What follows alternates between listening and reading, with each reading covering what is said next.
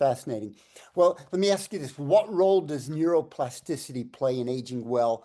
And can we really rewire the brain when we're in our 50s, 60s, 70s, or beyond? You can rewire your brain at any age, first of all, and neuroplasticity basically means that your brains are plastic. They're not set. They're not made out of concrete. They can change.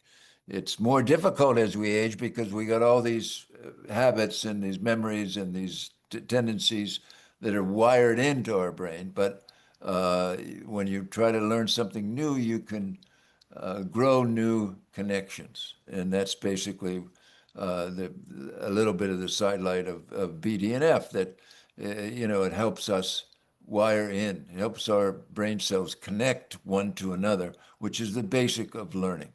And that remains with us even as we age. Now, how might this test out with our aging adults? There's a lot of studies showing that this works, that people who are take up an exercise program, not only are they feeling better and less depressed and less anxious, but they're smarter. They're able to pick up more information and use it, which is what life should be all about. Mhm.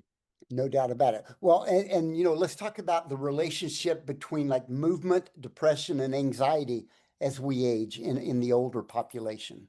Those are huge issues because certainly today with the devastation of our, you don't have to record this, but the devastation of our structure, the United States, I mean, come on, we just don't have the same area. So many, many, many people, not just patients, but friends, and are depressed underlyingly about that. And I tell them all that the best treatment is to get out there and move.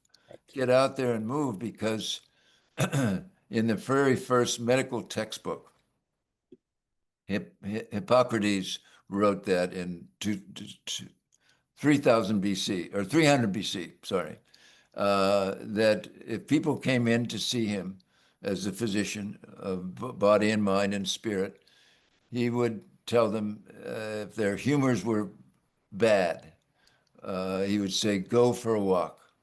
And they come back and they still were feeling blue or depressed. He'd say, keep walking, walk again, keep it up. That's so important. So, and that led the way. And now we have tons of evidence showing that one of the ways to treat depression, that is people who are already depressed, is to exercise. And it's as good as our antidepressants. Right. Duke University Medical School showed this at the end of the 90s, that in fact this is true. And there was all kind of smatterings all the way from the Greeks and the Romans using exercise to beat a bad mood. But it's true. And because what happens is when you exercise, you're creating the same kind of microenvironment as you do if you're taking antidepressants. And the same goes for anxiety, anti-anxiety. A little different cocktail for anxiety, but very similar to what we see with for depressed folks.